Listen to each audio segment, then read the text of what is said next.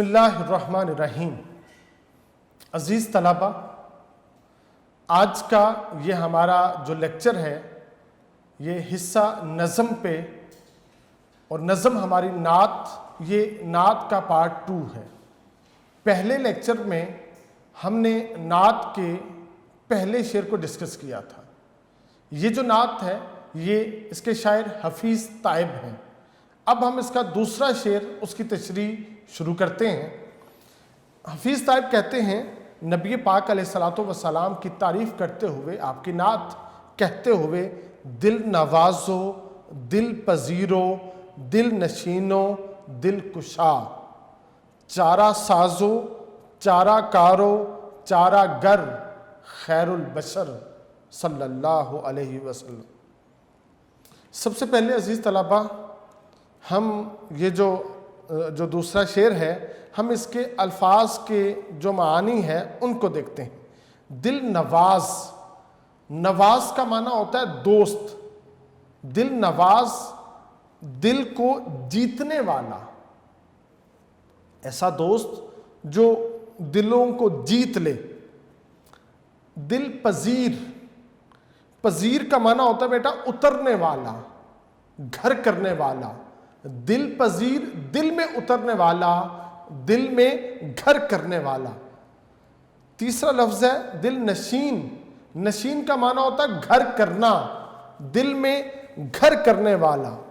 دل کشا، کشا کا معنی ہے خوش کرنے والا۔ دل کشا، خوش کرنے والا، دلوں کو خوش کرنے والا۔ نبی پاک علیہ السلام، آپ کی یہ صفات 4 یہاں پہ ذکر کی۔ دل نواز، دل جیتنے والا، دل پذیر، دل میں اترنے والا، دل نشین، دل میں گھر کرنے والا، دل کشا، دل کو خوش کرنے والا، چارہ ساز، کام بنانے والا، چارہ کار، اس کا معنی بھی کام بنانے والا، جو بگڑے ہوئے کام ہیں ان کو بنانے والا۔ چارہ گر، طبیب کو کہتے ہیں، ڈاکٹر کو کہتے ہیں۔ نبی پاک علیہ السلام چارہ گر ہیں، خیر البشر، آپ سید الانبیاء ہیں۔ تو عزیز طلبہ، نبی پاک علیہ السلام کو وما ارسلناک الا رحمۃ للعالمین، آپ کو دونوں جہانوں کے لیے سراپا رحمت بنا کر بھیجا گیا ہے۔ تو عزیز طلبہ، یہاں پہ جو اوصاف حمیدہ نبی پاک کے ذکر ہوئے، ہم ان کی تشریحات کی طرف چلتے ہیں۔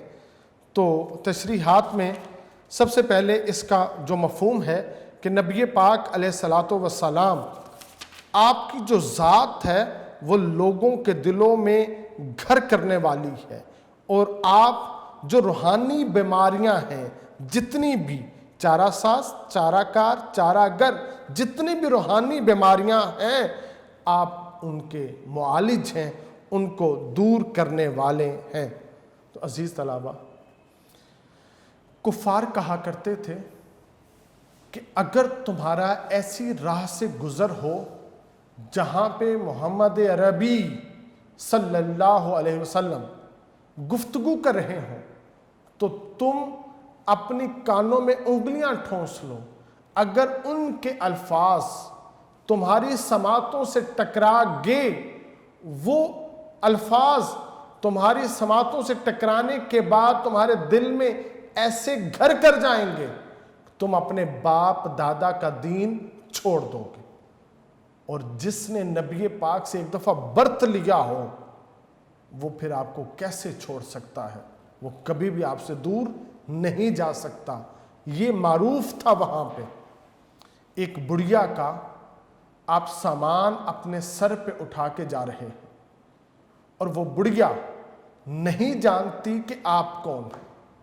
آپ کے اخلاق سے متاثر ہو کے وہ آپ کو سمجھاتی ہے، میں نے سنا ہے یہاں پہ ایک جادوگر آیا ہے، بیٹا اس سے بچ کے رہنا، وگرنہ تم اپنے باپ دادا کا دین چھوڑ دو گے۔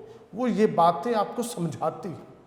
جب اس کا گھر آتا ہے، آپ سامان اس کے دروازے پہ رکھتے ہیں، اور آپ واپس مڑتے ہیں، وہ بڑھیا کہتی ہے بیٹا تم بہت اچھے ہو، مجھے اپنا نام تو بتاتے جاؤ۔ آپ کہتے ہیں میں وہی محمد ہوں جس کے بارے میں آپ باتیں کر رہی تھیں۔ وہ بڑھیا کہتی ہے اگر تم وہی ہو تو میں تم پہ ایمان لاتی۔ تو عزیز طلبہ، نبی پاک علیہ الصلوۃ والسلام سے جس نے ایک دفعہ برت لیا وہ آپ کا دوست ہو گیا۔ ایک غزوے میں سمامہ نامی ایک قیدی جو تھا وہ آپ کے پاس جو نا وہ قیدی تھا، آپ ایک دن اس کے پاس تشریف لائے، سمامہ سے کہا میرا چہرہ دیکھو۔ وہ سمامہ جو ہے وہ اندیکھا طریقے سے آپ کے چہرے کو دیکھتا ہے۔ دوسرے دن پھر آپ تشریف لاتے ہیں اس کے پاس، کہتے ہیں سمامہ ذرا ہمارا چہرہ تو دیکھو۔ وہ پھر بھی اندیکھی طریقے سے آپ کو دیکھتے ہیں۔ تیسرے دن آپ پھر تشریف لاتے ہیں اور کہتے ہیں سمامہ تم آزاد ہو۔ سمامہ کو آزاد کر دیا جاتا ہے۔ جب وہ سمامہ جو ہے وہ تھوڑی دور جاتا ہے تو وہیں پہ وہ بیٹھ جاتا ہے، وہ ارادہ کرتا ہے، وہ سوچتا ہے، پھر پلٹ کے نبی پاک کی بارگاہ میں آ جاتا ہے اور دار اسلام میں داخل ہو جاتا ہے۔ جس نے ایک دفعہ برت لیا محمد عربی صلی اللہ علیہ وسلم سے، وہ پھر کسی کا نہ ہوا، وہ واپس پلٹ کے آپ کی بارگاہ میں آ گیا، کیونکہ آپ اس کے دل میں اتر چکے تھے، اس کے دل میں گھر کر چکے تھے۔ صحابہ کرام کو بے شمار لالچ دی جاتی، طرح طرح کے ہیلے بہانے سے ان کو نبی پاک سے دور کیا جاتا، لیکن کسی نے بھی نبی پاک علیہ الصلوۃ والسلام کو چھوڑنا، آپ سے دور ہونا کبھی گوارا نہیں کیا تھا، یہاں تک کہ آپ کے ایک اشارے پہ وہ اپنے تن من دھن کی بازی لگانے کے لیے ہمیشہ تیار رہتے تھے۔ ایک بڑا مشہور و معروف واقعہ ہے، نبی پاک علیہ الصلوۃ والسلام کے آزاد کردہ غلام حضرت زید، ان کے والدین وہ آپ کو ڈھونڈتے وہ نبی پاک علیہ الصلوۃ والسلام کی بارگاہ میں آ جاتے ہیں۔ وہ تمام مال لے کے آتے ہیں جو دے کے انہوں نے اپنے بیٹے کو آزاد کروانا ہوتا ہے۔ نبی پاک علیہ الصلوۃ والسلام فرماتے ہیں میں نے زید کو آزاد کر دیا ہوا ہے، اس مال کی ضرورت نہیں ہے۔ وہ اور خوش ہوتے ہیں، بلایا جاتا ہے حضرت زید کو کہ تشریف لائیں۔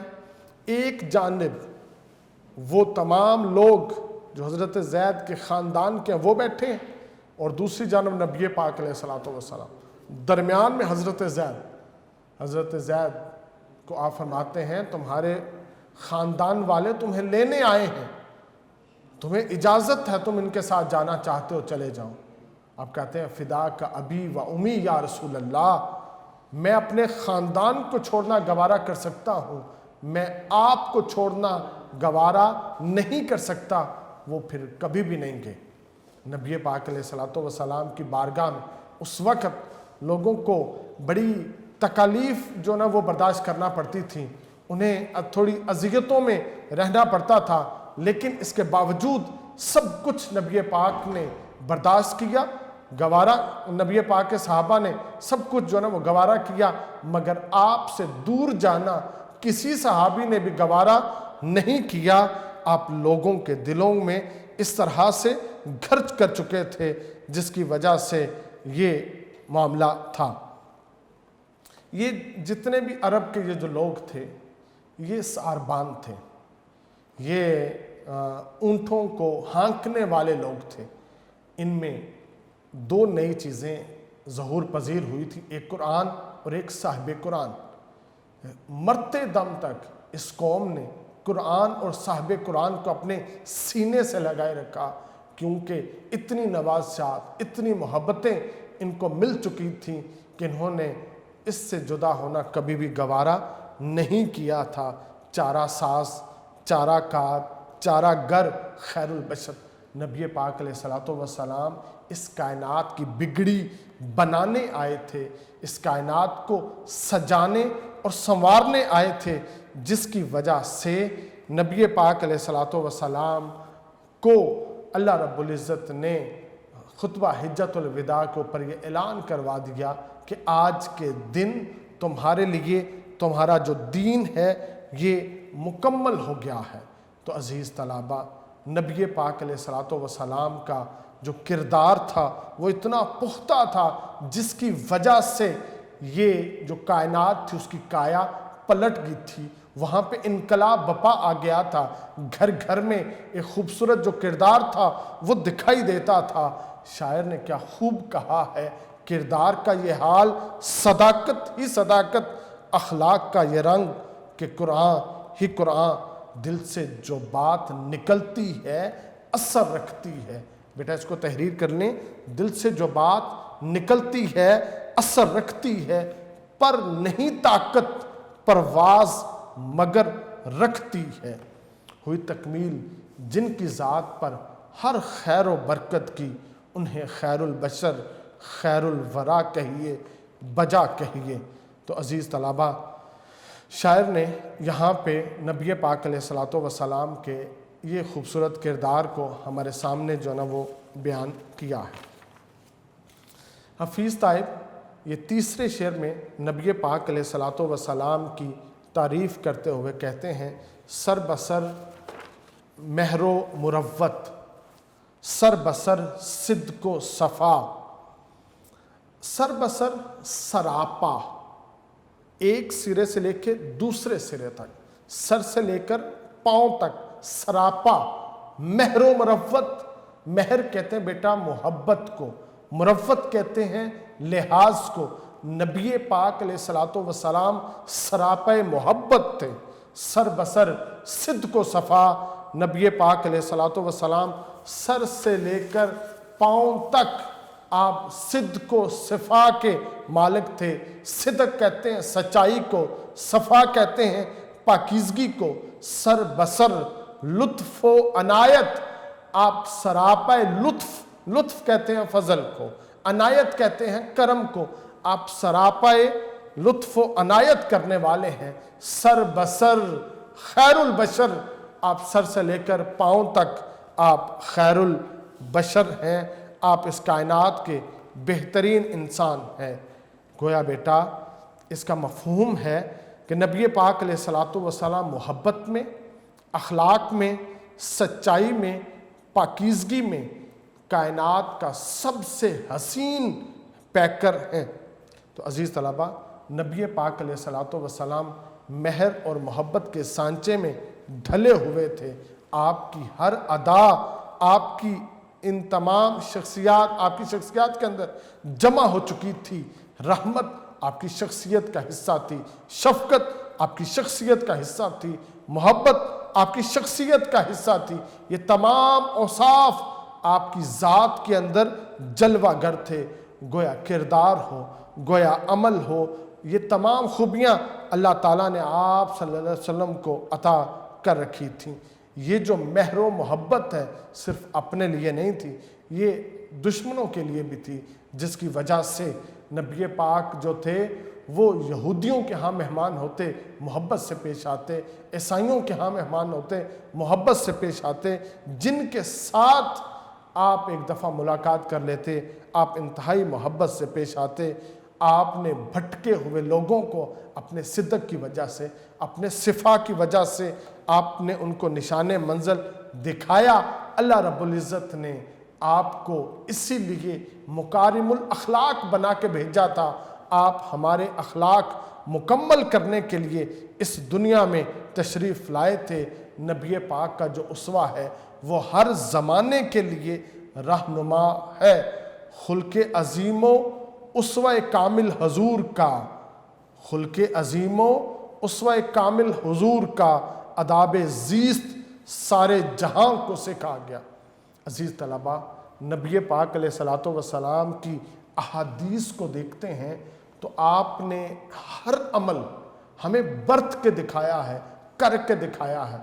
آپ نے ہمیں بتایا ہے کہ آپ نے بولنا ایسے ہے، گفتگو ایسے کرنی ہے، چھوٹوں کے ساتھ یوں پیش آنا ہے، بڑوں کے ساتھ یوں پیش آنا ہے۔ آپ نے کائنات کے جتنے لوگ ہیں، کائنات کی جتنی مخلوقات ہیں، سب کے آداب ہمیں برت کر سکھا دیے، جس کی وجہ سے شاعر یہاں پہ یہ کہتا ہے نبی پاک سر بسر مہر و مروت ہے، سر بسر صدق و صفا ہے۔ آپ فرماتے ہیں اگر میرے ایک ہاتھ پہ سورج رکھ دیا جائے، دوسرے ہاتھ پہ چاند رکھ دیا جائے، میں پھر بھی حق کی منادی کرنے سے نہیں رکوں گا۔ تو نبی پاک علیہ الصلوۃ والسلام کا یہ معاملہ تھا۔ تو عزیز طلبہ، ایک شاعر نے بڑا خوبصورت کہا ہے، صدق و صفا کا پیکر پر نور آ گیا، صدق و صفا کا پیکر پر نور آ گیا، لے کر حیات تازہ کا منشور آ گیا، لطف ہی لطف ہے اس رحمت عالم کی نظر، خیر ہی خیر ہے شاہ دو سرا کے جلوے۔ تو عزیز طلبہ، دوسرے مصرعے میں شاعر کہتا ہے سر بسر لطف و عنایت، سر بسر خیر البشر۔ تو نبی پاک علیہ الصلوۃ والسلام آپ کا جو فیض ہے وہ صرف اپنوں تک محدود نہیں تھا، وہ غیروں کے لیے بھی تھا۔ وہ غیروں کے لیے کیسے تھا کہ نبی پاک کو ہجرت پہ مجبور کیا گیا، آپ نے مکہ کو چھوڑا، مدینہ میں جا بسے، کفار نے، مشرکین نے وہیں پر بھی آپ کو آرام سے بیٹھنے نہ دیا، کئی غزوات آپ پر جو نا وہ مسلط رہے۔ پھر نبی پاک علیہ الصلوۃ والسلام جب مکہ میں فاتح کی حیثیت سے داخل ہوتے ہیں تو اس وقت لوگوں نے اپنے شہر کے ساتھ، اپنے شہر کے باسیوں کے ساتھ آپ کی مہر و مروت کو دیکھا۔ آپ نے کہا کہ تم اپنی تلواروں کو اپنے نیاموں میں رکھو گے، آپ نے کہا جو اپنے گھروں میں ہے ان کو امان ہے، آپ نے کہا جو حرم میں ہے ان کو امان ہے، آپ نے کہا جو ابو سفیان کے گھر میں پناہ لے گا اس کو بھی امان ہے۔ بغیر ایک قطرے کے خون بہائے آپ نے مکہ کو فتح کیا۔ یہ آپ کی مکہ اور شہر مکہ کے ساتھ آپ کی محبت ہے۔ تو آپ یہ جو لطف و عنایات آپ نے کی مکہ اور شہر مکہ کے لوگوں پر، یہ صرف آپ کا خاصہ ہے، آپ سے پہلے یہ مثال وہاں پہ نظر نہیں آتی۔ وہ اس لیے کہ اللہ رب العزت نے آپ کو سید الانبیاء، آپ کو افضل البشر بنا کر بھیجا ہے۔ مختصر یہ کہ آپ کی محبت اپنوں کے لیے بھی تھی، آپ کی محبت دشمنوں کے لیے بھی تھی، غیروں کے لیے بھی تھی، آپ نے سب کو یہ محبتیں تقسیم کی ہیں۔ اس طرز زندگی پہ میرے جان و دل نثار، اس طرز زندگی پہ میرے جان و دل نثار، قرآن کا کال حال بنایا حضور نے، قرآن کا کال حال بنایا حضور نے۔ عزیز طلبہ، ہم اب شعر نمبر 4 کی جانب جاتے ہیں۔ حفیظ طاہر اپنے اس چوتھے شعر میں کہتے ہیں صاحب خلق عظیم، صاحب لطف امین، انک لعلی خلق عظیم۔ نبی پاک علیہ الصلوۃ والسلام خلق عظیم کے مالک ہیں۔ آپ خود فرماتے ہیں کہ جب تمہارے اعمال میزان میں تولے جائیں گے، سب سے وزنی عمل تمہارے اخلاق کا ہوگا، میں تمہارے اخلاق مکمل کروانے کے لیے بھیجا گیا ہوں۔ آپ صاحب خلق عظیم کے مالک ہیں، آپ صاحب لطف امیم، عام لوگوں پر لطف امیم عام، لطف مہربانی، آپ سب پہ لطف و عنایات کرنے والے ہیں، آپ صاحب حق ہیں، آپ سچے ہیں، صاحب شق القمر ہیں۔ شق القمر، قمر کہتے ہیں چاند کو، شق کہتے ہیں اس کو 2 حصے کر دینا، کاٹ دینا۔ آپ صاحب شق القمر ہیں، یہ آپ کا معجزہ ہے جو چاند کو 2 ٹکڑے میں تقسیم کیا۔ خیر البشر، آپ اس کائنات کے سب سے بہترین انسان ہیں۔ عزیز طلبہ، شاعر نے یہاں پہ نبی پاک کے اخلاق کا، آپ کے لطف کرم کا ذکر کیا اور ساتھ آپ کے معجزے کا ذکر کیا جو آپ نے چاند کو 2 ٹکڑوں میں تقسیم کر دیا تھا۔ اس کی تشریحات میں جو ہے نا سب سے اہم چیز اس شعر کے اندر جو نا آپ کا یہ معجزہ ہے، یہ صاحب شق القمر ہے۔ بیٹا حج کے ایام تھے، نبی پاک علیہ الصلوۃ والسلام میدان میں تھے کہ آپ کے پاس ابو جہل اور عتیبہ چند لوگوں کے ساتھ یہ آتے ہیں اور آ کے کہتے ہیں محمد صلی اللہ علیہ وسلم ہم آپ کو نبی مان لیں گے مگر ایک شرط ہے۔ آپ کہتے ہیں کیا؟ یہ جو چاند ہے نا، اس کو اگر آپ 2 ٹکڑوں میں تقسیم کریں تو ہم آپ کو نبی مان لیں۔ آپ نے فرمایا دیکھ لو، کیا تم نبی مان لو گے؟ اس نے کہا ہاں ہم آپ کو نبی مان لیں۔ تو نبی پاک علیہ الصلوۃ والسلام نے اللہ کی بارگاہ میں دعا کی اور چاند کی طرف اپنی شہادت کی انگلی سے اشارہ کیا۔ چاند تو آپ کا کھلونا تھا، جب آپ جھولے میں تھے تو آپ چاند کے ساتھ کھیلا کرتے تھے۔ حضرت علی شیر خدا کی عصر کی نماز قضا ہو گئی، نبی پاک علیہ الصلوۃ والسلام آپ کے زانوں پہ سر رکھے لیٹے تھے، تو آپ کی آنکھ سے ایک آنسو گرا نبی پاک علیہ الصلوۃ والسلام پہ۔ تو آپ نے پوچھا علی کیا بات ہے؟ تو وہ بتاتے ہیں کہ میری عصر کی نماز جو ہے یہ قضا ہو گئی، اب سورج کو واپس پلٹا دیتے ہیں۔ یہ تو چاند پھر آپ کا کھلونا تھا۔ تو نبی پاک علیہ الصلوۃ والسلام نے چاند کی طرف اشارہ کیا، چاند 2 حصوں میں تقسیم ہو گیا۔ ایک ٹکڑا میدان ہرا سے اس جانب، ایک حصہ اس ہرا پہاڑ کے دوسری جانب، درمیان میں واضح وہ میدان ہرا کا میدان تھا۔ تو نبی پاک علیہ الصلوۃ والسلام نے جب یہ چاند کو 2 حصے میں تقسیم کیا تو ابو جہل کہنے لگا نہیں یہ تو جادو ہے، آپ اس کو واپس جوڑ دیں میں پھر آپ کو نبی مانوں گا۔ آپ نے فرمایا دیکھ لینا۔ تو آپ نے پھر اشارہ کیا چاند کو، وہ دوبارہ آپس میں مل گیا۔ تو یہ جو صاحب شق القمر آپ کا معجزہ ہے، ابو جہل کیونکہ اس کے دل کے اوپر تو سمن بکمن امجن تھا، مہر لگی تھی، مگر باقی بے شمار لوگ اس واقعے کی وجہ سے دائرہ اسلام میں داخل ہوئے۔ بڑا مشہور اسی کے ساتھ جو نا وہ واقعہ ہے، اسی کی صداقت کے اوپر جب یہ مشہور ہو گیا نا، کفار کہنے لگے نہیں جادو تھا، تو مسلمانوں کی ایک جماعت نے کہا اگر یہ جادو تھا تو تمہیں نظر آتا، تمہارے علاوہ کسی کو نظر نہ آتا۔ لوگوں سے پوچھتے ہیں جو اس رات قافلوں میں تھے کیا انہوں نے دیکھا؟ تو بہت سارے قافلوں نے گواہی دی ہاں ہم نے چاند کو 2 ٹکڑوں میں تقسیم دیکھا۔ یہاں تک کہ ہندوستان کا ایک وہ حاکم تھا، ایک بادشاہ تھا ایک ریاست کا، اس نے بھی دیکھا اور کہا یہ جو چاند ٹوٹ گیا ہے یہ کوئی عام واقعہ نہیں ہے، یہ بڑا اہم واقعہ ہے، ہو سکتا ہے کہ کائنات ہی ختم ہو جائے۔ لیکن جب اس کا تجسس تھا، اس کی آگے تحقیق بڑھی، تو قافلوں والوں سے پتا چلا کہ عرب میں ایک نبی آیا ہے جس کا نام محمد صلی اللہ علیہ وسلم ہے۔ اس کا کفار سے جو نا وہ مقابلہ ہوا، انہوں نے چاند 2 ٹکڑے کرنے کی فرمائش کی، آپ نے انگلی کا اشارہ کیا، وہ چاند 2 حصوں میں تقسیم ہو گیا۔ کہتے ہیں اس بادشاہ نے اپنے بیٹے کو اپنا جانشین مقرر کیا اور خود سفر پہ چلا گیا، نبی پاک علیہ الصلوۃ والسلام کی زیارت کی، آپ کے ہاتھ پہ اسلام لایا، اور جب واپسی کا رخ کیا تو دمشق میں اس کا وصال ہو گیا، وہیں پہ اس کی قبر آج بھی جو نا وہ وہاں پہ موجود ہے۔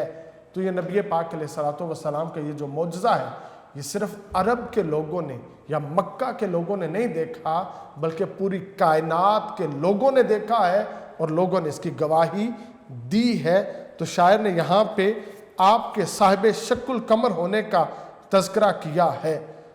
تو عزیز طلبہ، دنیا کے مسئلے ہوں یا عقبہ کے مرحلے سرکار کے سپرد ہیں، سارے معاملے، کیونکہ آپ صاحب خیر البشر ہیں، آپ سید الانبیاء ہیں، اگر ہمارے سارے معاملے آپ کے سپرد ہو جائیں گے تو پھر کیا ہے، ہم دنیا میں بھی کامیاب ہو جائیں گے، ہم آخرت میں بھی کامیاب ہو جائیں گے۔ تو عزیز طلبہ، صاحب خلق عظیم آپ کی ذات اقدس، صاحب خلق عظیم آپ کی ذات اقدس وجہ صد عظمت انسان ہیں رسول عربی صلی اللہ علیہ وسلم۔ عزیز طلبہ، اب ہم یہ جو ہماری جو نظم ہے نعت، اس میں جو نبی پاک علیہ الصلوۃ والسلام کی تعریف کی گئی ہے، اس کا ایک جو نا وہ جائزہ لیتے ہیں کہ نبی پاک علیہ الصلوۃ والسلام جو ہیں یہ پوری کائنات میں سب سے بہترین انسان ہیں۔ آپ جیسا کوئی دوسرا انسان نہیں ہے، نہ آیا ہے نہ کوئی دوسرا آ سکتا ہے، آپ بے مثال ہیں، آپ حبیب خدا ہیں۔ اللہ رب العزت نے آپ کو ایک بلند عظمت کا جو ہے نا وہ بنا کے بھیجا ہے۔ حضرت عائشہ صدیقہ رضی اللہ تعالیٰ عنہ بھی فرماتی ہیں کہ نبی پاک کا جو اخلاق ہے یہ قرآن ہے، تو یہ سارے کا سارا قرآن جو نبی پاک پہ نازل ہوا، نبی پاک علیہ الصلوۃ والسلام نے اس پر برت کے دکھا دیا اور لوگوں کے اندر یہ چیزیں جو ہیں وہ آپ نے قائم کر دیں۔ تو عزیز طلبہ، اب ہم ٹھیک ہے اس نعت کے اگلے شعر کی طرف جاتے ہیں۔ شاعر کہتا ہے، کارزار دہر میں وجہ ظفر وجہ سکون۔ کارزار دہر، دہر کہتے ہیں زمانے کو، کارزار کہتے ہیں مقابلے کو، جنگ کو۔ یہ جو اس زمانے میں جو جنگ ہے یا جو وقت کا مقابلہ ہے، اس میں وجہ ظفر کامیابی کی وجہ، وجہ سکون سکون کی وجہ، سکون کا جو باعث ہے عرصہ محشر میں وجہ درگزر۔ اور جب حشر کا میدان ہوگا، عرصہ محشر ہوگا، محشر جب لگا ہوا ہوگا، وہاں پر بھی وجہ درگزر، معافی کی جو وجہ ہے وہ خیر البشر ہیں، وہ یہ بہترین نبی پاک علیہ الصلوۃ والسلام ہیں، سید الانبیاء ہیں، یہ بہترین انسان ہیں۔ عزیز طلبہ، شاعر نے یہاں پہ کہا کارزار دہر میں وجہ ظفر۔ کارزار، یہ جو دنیا ہے، اس دنیا میں انسان مقابلہ کرتا ہے، اس دنیا میں انسان جو نا یہ ایک سے دوسرے سے آگے بڑھنے کے لیے یہ تمام کوششیں جو ہے وہ کرتا ہے۔ پھر یہ جو کارزار ہے یہ اپنوں کا غیروں کے ساتھ ہے، یہ مسلم امہ کا دوسری امتوں کے ساتھ ہے۔ اگر آپ اس میں اس کارزار میں جیتنا چاہتے ہیں، فلاح حاصل کرنا چاہتے ہیں، تو پھر کیا ہے، آپ کو نبی پاک علیہ الصلوۃ والسلام کے اسوے پہ چلنا پڑے گا۔ جو نبی کے اسوے پہ چلے گا، یہ دنیا اس کی ہے، یہ دنیا کے اندر جتنی بھی نعمتیں ہیں یہ ساری کی ساری اسی کی۔ ہم دیکھتے ہیں نبی پاک علیہ الصلوۃ والسلام نے جب اعلان نبوت کیا، اور آپ کا اعلان نبوت کرنا تھا، کفار، مشرکین اور عرب کے بعد جتنے لوگ تھے سب آپ کے مخالف ہو کے، یہاں سے آپ نے اپنی زندگی کا آغاز کیا، اپنی تحریک کا آغاز کیا۔ آہستہ آہستہ آپ کا قافلہ بنتا چلا گیا، یہاں تک کہ آپ کو مکے سے ہجرت کرنے پہ مجبور کر دیا گیا۔ جب آپ مکے سے ہجرت کر گئے تو مکے کے کفار پہلے کارزار میں کہنے لگے کہ محمد عربی کو شکست ہو گئی، جبکہ نبی پاک علیہ الصلوۃ والسلام مکہ سے ہجرت کر کے مدینہ کی طرف جا رہے ہیں، تو آپ تو کامیابیوں کی طرف جا رہے تھے، آپ تو آسانیوں کی طرف جا رہے تھے۔ تو وہاں پہ جب مدینہ طیبہ پہنچتے ہیں تو آپ کا خوبصورت استقبال کیا جاتا ہے۔ وہاں پہ جو لوگ ہیں وہ کئی دن سے انتظار میں تھے اور آپ کا استقبال کرتے ہیں۔ ہر شخص کی خواہش ہے میرے گھر میں جلوہ فرما ہو، میرے گھر میں جلوہ فرما ہو۔ پھر وہاں سے آپ کا یہ قافلہ سجتا ہے، یہ اور بنتا ہے جب یہ قافلہ سج جاتا ہے، یہ قافلہ بن جاتا ہے، پھر کفار آرام سے نہیں بیٹھتے۔ آپ کو کبھی میدان بدر میں اترنا پڑا، کبھی میدان احد میں اترنا پڑا، کبھی غزوہ خندق میں اترنا پڑا، کبھی کہاں بے شمار معاملات میں آپ کو الجھایا گیا۔ تو عزیز طلبہ، یہ جو کارزار دہر تھا، اس میں صحابہ کو کامیابیاں ملی، یہاں تک کہ آپ نے اپنی زندگی میں تمام لوگوں کو ان کے جو نا دامن کو پکڑا، ان کے ہاتھوں کو پکڑا اور ان کو فاتح مکہ بنا دیا۔ جب وہ فاتح مکہ بنے، ان کے دل اور مضبوط ہو گئے۔ عزیز طلبہ، پھر اس سے آگے کیا ہوتا ہے کہ نبی پاک علیہ الصلوۃ والسلام وصال کرتے ہیں، امت کی جو لیڈرشپ ہے وہ حضرت ابوبکر صدیق رضی اللہ تعالیٰ عنہ کے ہاتھوں میں آتی ہے۔ تو منکرین اس وقت اور پھیل جاتے ہیں، منکرین زکوٰۃ سامنے آتے ہیں۔ حضرت ابوبکر صدیق رضی اللہ تعالیٰ عنہ اپنی تلوار کو بے نیام کرتے ہیں اور کہتے ہیں، جب تک میں تمہاری بکریوں کے گلے میں پڑی ہوئی رسی کی بھی زکوٰۃ وصول نہیں کروں گا، میں آرام سے نہیں بیٹھوں گا۔ پھر جھوٹے نبوت کے داعی بن جاتے ہیں۔ حضرت ابوبکر صدیق رضی اللہ تعالیٰ عنہ ان سے مقابلہ کرتے ہیں، یہ مسلمانوں کو کارزار دہر میں فتح نصیب ہوتی ہے۔ حضرت عمر فاروق رضی اللہ تعالیٰ عنہ کا دور خلافت آتا ہے، اسلام عرب کی حدود سے باہر نکل جاتا ہے، کئی سو میل تک مسلمانوں کی حکومت قائم ہو جاتی ہے۔ یہ سلسلہ یہیں پہ رکتا نہیں ہے، آگے بڑھتا چلا جاتا ہے، یہاں تک کہ جو اسلام ہے وہ ہندوستان میں بر اعظم ایشیا کے اندر بھی آ جاتا ہے۔ مسلمان دنیا کی سپر پاور بن جاتے ہیں، عرب دنیا کی سب سے بڑی ریاست بن جاتا ہے۔ تو اس کارزار دہر میں جب تک ہم نبی کے اسوے پہ چلے، ہم دنیا کے فاتح تھے، ہم نے دنیا کو جیتا تھا، کوئی ہم کو شکست نہیں دے سکا تھا۔ اسی لیے تو کہتے ہیں دنیا کے مسئلے ہوں یا عقبہ کے مرحلے، سرکار کے سپرد ہیں سارے معاملے۔ تو بیٹا، آج بھی ہمیں دوبارہ سے نبی پاک علیہ الصلوۃ والسلام کے اسوے پہ چلنا ہوگا۔ اگر ہم نبی کے اسوے پہ چلیں گے، ہم پھر سے کامیاب ہو جائیں گے۔ جو خدا کی رسی ہمارے ہاتھوں سے چھوٹ چکی ہے، اس کو پھر سے تھام لیں۔ نبی کا جو دامن چھوٹ چکا ہے، اس کو پھر سے تھام لیں۔ قرآن جو ہماری زندگیوں سے خارج ہو چکا ہے، اس کو پھر سے اپنی زندگی میں ہم کو لانا ہوگا تاکہ ہم کامیاب ہو جائیں۔ آپ ہی رحمت دنیا ہیں، آپ ہی رحمت دنیا ہیں، آپ شفیع روز جزا۔